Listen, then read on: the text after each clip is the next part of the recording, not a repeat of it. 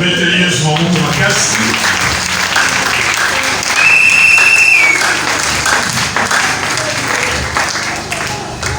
Bien-aimés dans le Seigneur, nous allons bénir Nkolo pour la Bolingoraye. Nous allons bénir Yahweh pour la Ngolo à Salibiso. Il y a pour Salibiso la tombe na lelo.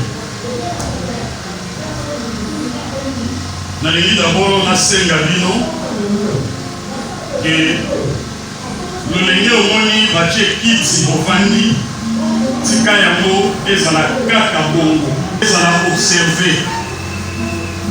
Il y a un maître, c'est-à-dire il ne faut pas chercher à vous coincer pour rien,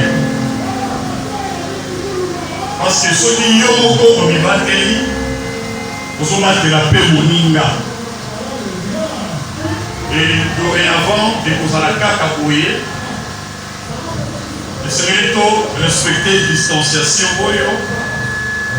Le Seigneur pose à la masque à yo. Vous voyez, pour la bosse, vous voyez, pour le bas. Mais tant que tu n'as pas la parole,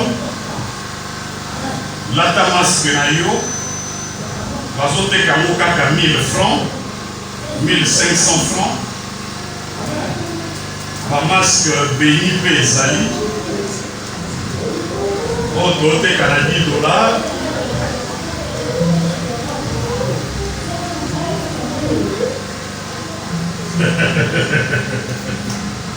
Ça, j'ai dit pour vous faire rire. Amen. Mais maintenant, il y a dans les réseaux sociaux, il y a ce que j'ai à solo, comme à cause du pasteur. Voilà. Quelqu'un a publié dans les réseaux sociaux, et le pasteur m'a fait si communiquer que Azala va masque ou Ezali béni, la possibilité on va utiliser qui. Que les autres comme $5 ou $10. Amen. C'est du n'importe quoi. Donc, mi batela, c'est l'essentiel. Amen. Bien aimé les lots, et là, nous pourrons aussi qu'à la landa côté. Nous avons moi pour la vidéo et mon ami Awate. Les deux ans, nous colorons, et ça vient là qui est ça là-dedans. Et si quand il y a un sabatou, ce qui est pour nous, quand ça la deuxième culte, tout ça la deuxième culte. Les deux ans, nous colorons, on va passer les délais, va faire si pour la première culte. Oyo ils ont inauguré reprise, il y a la culte par rapport à l'idée, on va continuer à Amen. Total dans Luc chapitre 17.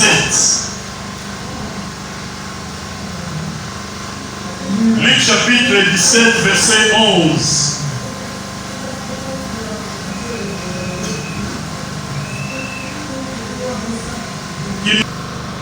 Luc chapitre 17.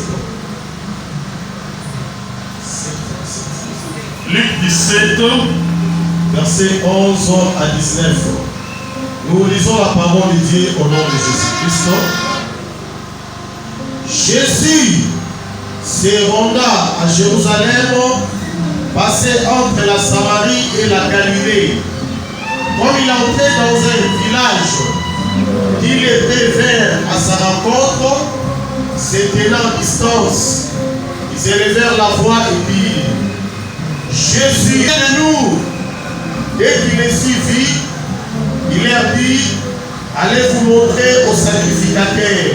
Et pendant qu'ils y allaient, il arriva qu'ils firent guérir les sur ses pas, glorifiant Dieu à haute voix.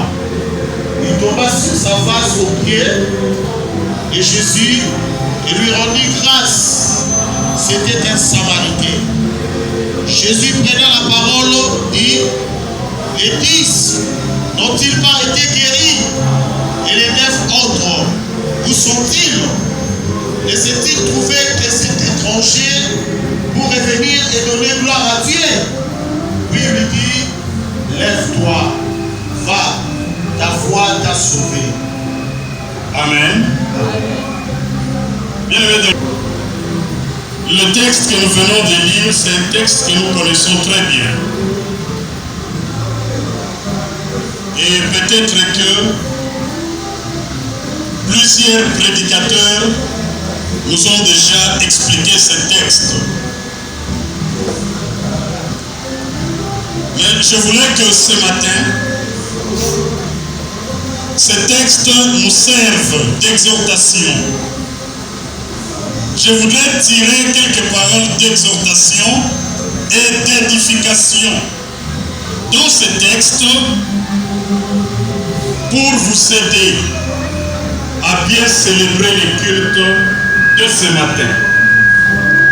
Amen. Allez à Jérusalem. Et c'est là qu'il y a soit qu'il est à Jérusalem. Mais pour y arriver, le Seigneur devait prendre des routes.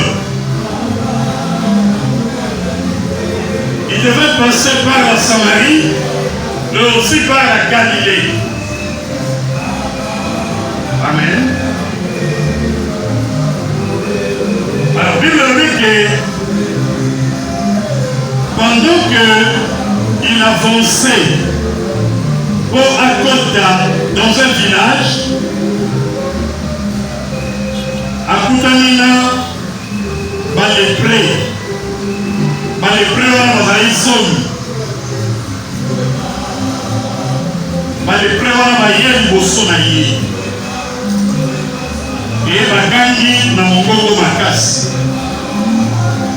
balobi na ye, Yesu molakisi yokela biso mawa.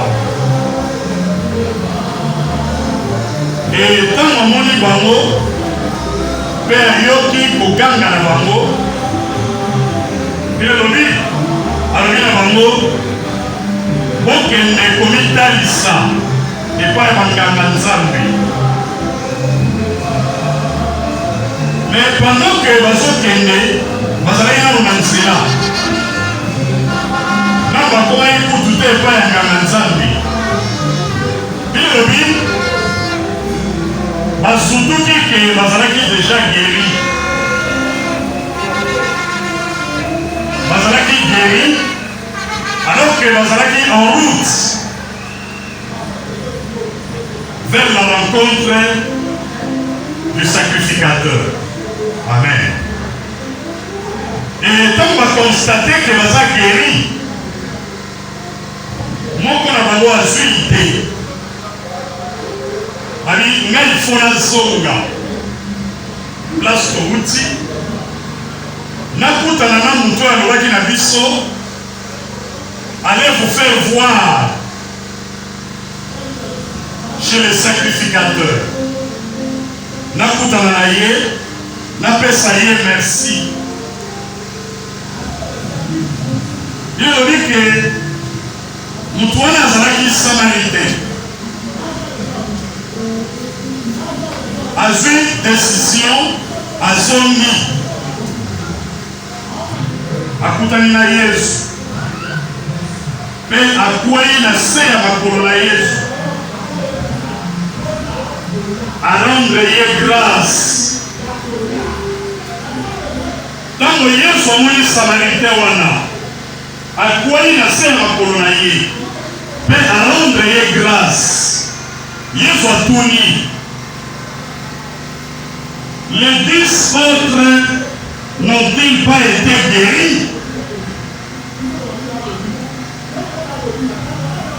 Est-ce que tous les 10 lépreux n'ont-ils pas été guéris? Voilà nini mutu moko kaka, voilà nini kaka mopaya oyo ne azongi mpona koya koglorifie Nzambe. Où sont partis les 9 autres? Amen. Et Yesu ayebisi ye telema kende kondima na yo ebikisi yo. Amen. Bien-aimé dans le Seigneur, nalingi na exhorte yo na ntongo ya lelo.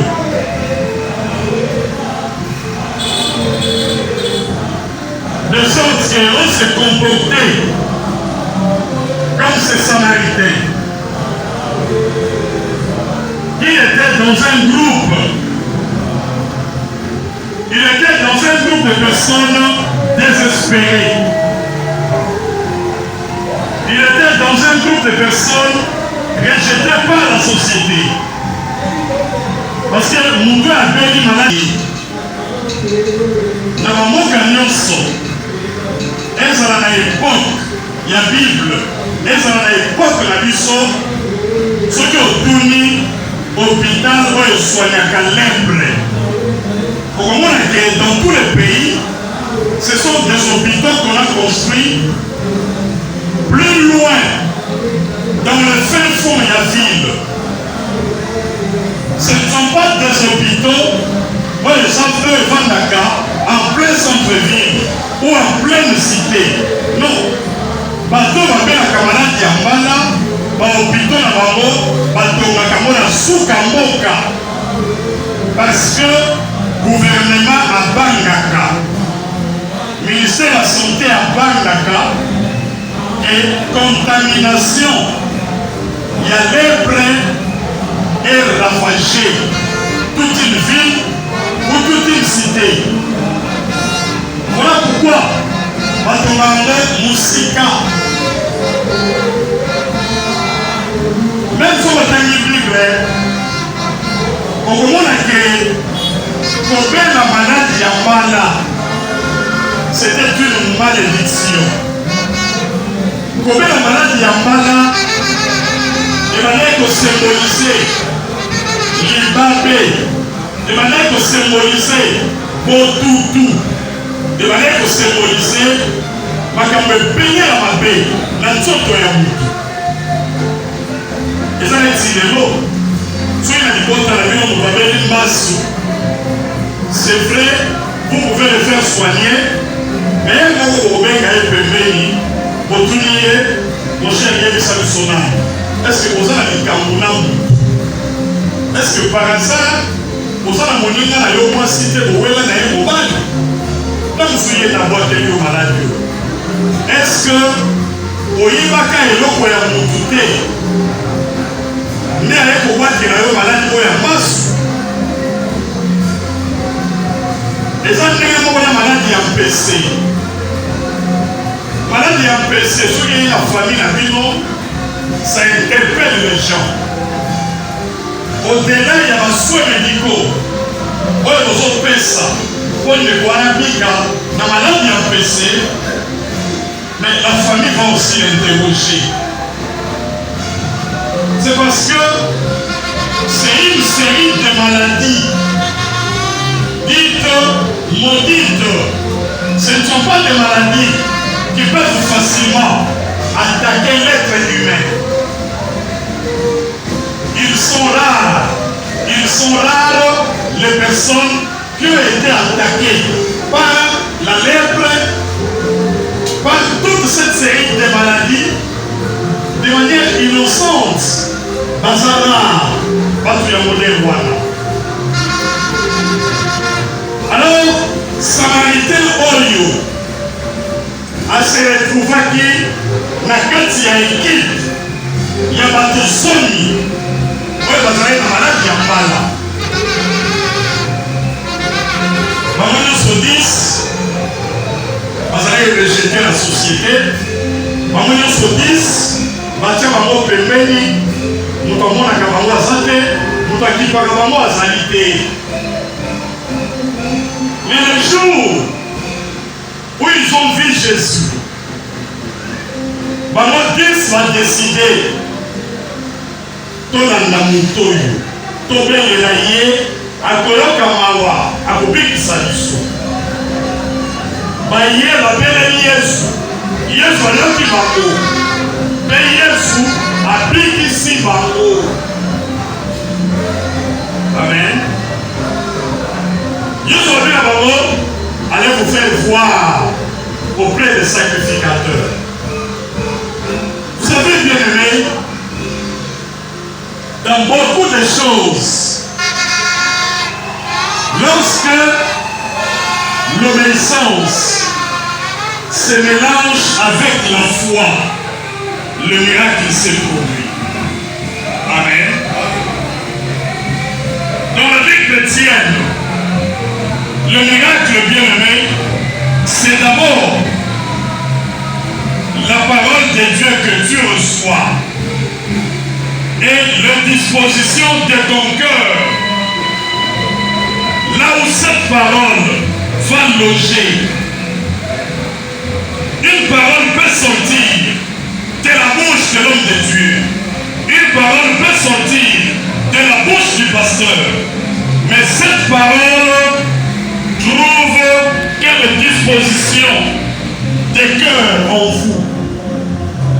Est-ce que les dispositions sont telles que cette parole peut produire des faits?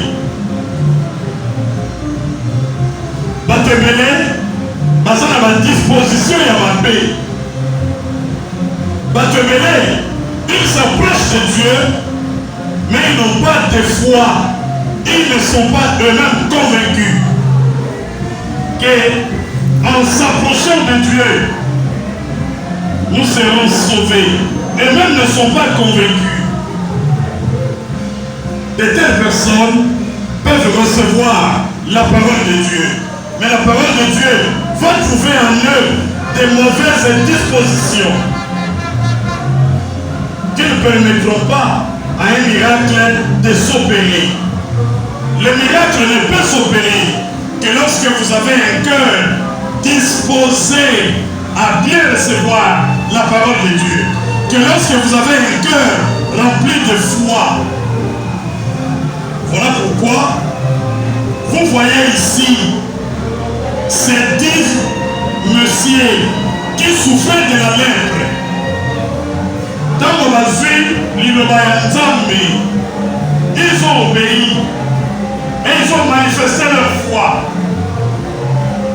La guérison, le miracle n'a pas attendu leur rencontre avec les sacrificateurs. Ils étaient surpris qu'en marchant, après quelques minutes, ils étaient guéris. Amen. C'est-à-dire que lorsque tu as la foi, lorsque tu as l'obéissance, le miracle se produit sans beaucoup de gymnastique. Le miracle se produit sans beaucoup de cérémonies. Le miracle se produit sans que tu fournisses un effort. Parce que la parole doit trouver en toi un cœur disposé à obéir, un cœur disposé à accepter, un cœur rempli de foi. C'est ce qui a fait que les 10 lépreux étaient guéris une fois qu'ils ont obéi à la parole de Dieu. Amen. Mais alors, qu'est-ce qui s'est passé après? Ils étaient au nombre de 10. Les 9 autres, c'était 2 hommes appartenant à la nation de Dieu. C'était des Israéliens. Mais parmi eux, il y avait un seul étranger qui était de la Samarie. Voilà pourquoi le Christ s'est étonné. Il s'est dit, il n'y a que cet étranger qui a eu la pensée de retourner vers moi pour me dire merci. Pour le dire, étranger. Étranger par rapport à Yabaninga neuf. Le Seigneur savait appartient à une nation païenne. Amen.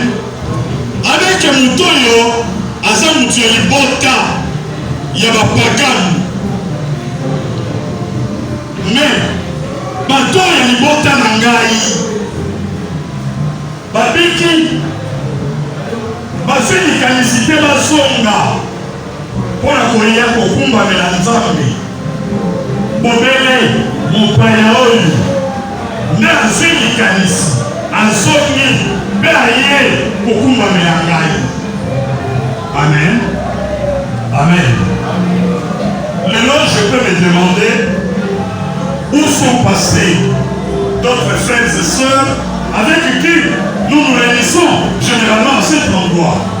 Où sont-ils passés? Il n'y a que vous qui avez décidé de venir dire merci à Jésus. Il n'y a que vous qui avez décidé de venir adorer l'Éternel ce matin. Amen. Alors que les 4 mois de confinement ont frappé tout le monde, que ce soit les peuples de Dieu, que ce soit les païens dans notre pays et partout dans le monde, tout le monde a été frappé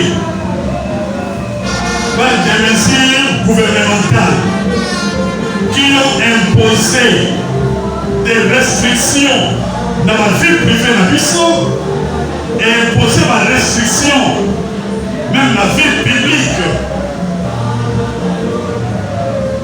Les églises ont fait pratiquement 4 mois sans fonctionnement. Nous avons souffert, nous tous. Baoul va souffrir, et ça réellement, Baoul va avoir une importance. Il y a moyen de bosser dans le polo. Mais pour la vanille, les 4 mois étaient une occasion de repos, une occasion de divertissement, une occasion de se livrer à des activités pour lesquelles ils n'ont jamais eu le temps.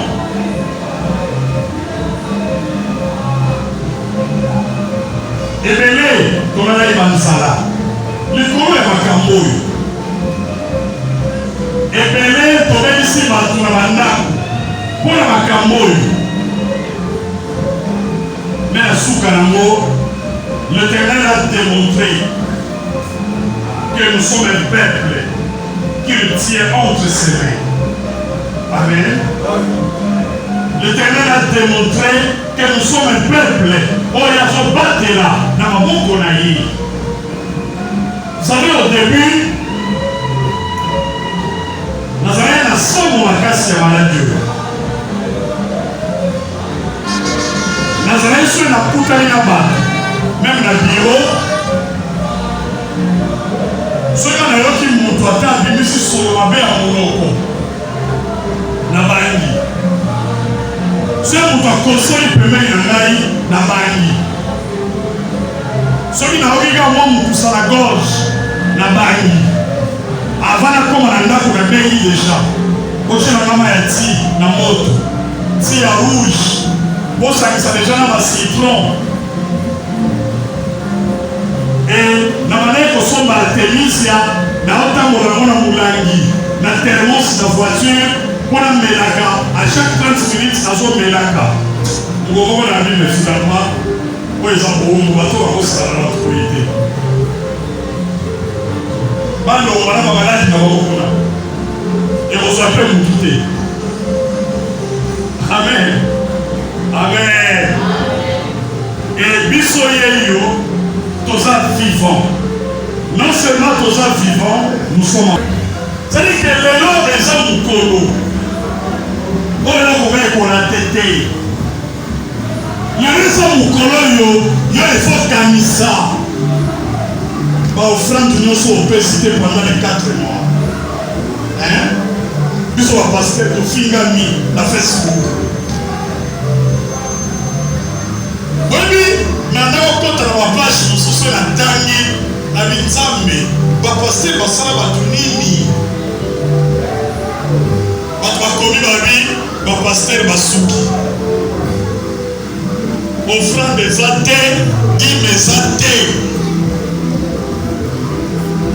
Certainement, certaines églises vont fermer. Tout ça, moi qui na Facebook, j'ai observé ma communiquer dans ma église belé, ma zoti de la bantu, boti na ma offrande, na ma M-Pesa, na ma Orange Money, boti na ma dîme, na ma M-Pesa, na ma Orange Money. Nous, on n'a jamais donné un tel communiqué. Amen. Et parmi vous, il y en a ceux qui ont montré leur amour pour Dieu. Il y en a ceux qui ont prouvé leur fidélité à Dieu. On recevait parfois des M-Pesa au famille, on va dire le mot béni, pasteur, les engaille. Ou bien à ma soeur que Dieu te bénisse. Amen. Autant l'objet, ah, Moutoyo, tout ça, les 2 mois que tu as raté. Au moins, à témoigner. Fidélité n'a pas exemple. À témoigner attachement n'a pas. Vous savez bien aimé, il nous arrive des moments où, pour les cellules, Satan n'a aucun plan qu'il peut exécuter dans votre vie. Soyez rassurés et croyez en cette parole. Si vous êtes un élu de Dieu, le diable n'a aucun plan à exécuter dans votre vie. Tout ce qui vous arrive, c'est le plan de Dieu. Mais le problème avec vous, peuple de Dieu, c'est quoi? Pour vous, le plan de Dieu, c'est le plan qui plaît à vos yeux. Le plan de Dieu, c'est le plan qui régit votre cœur. C'est ça votre problème. Le plan de Dieu, c'est le plan qui vous donne la santé.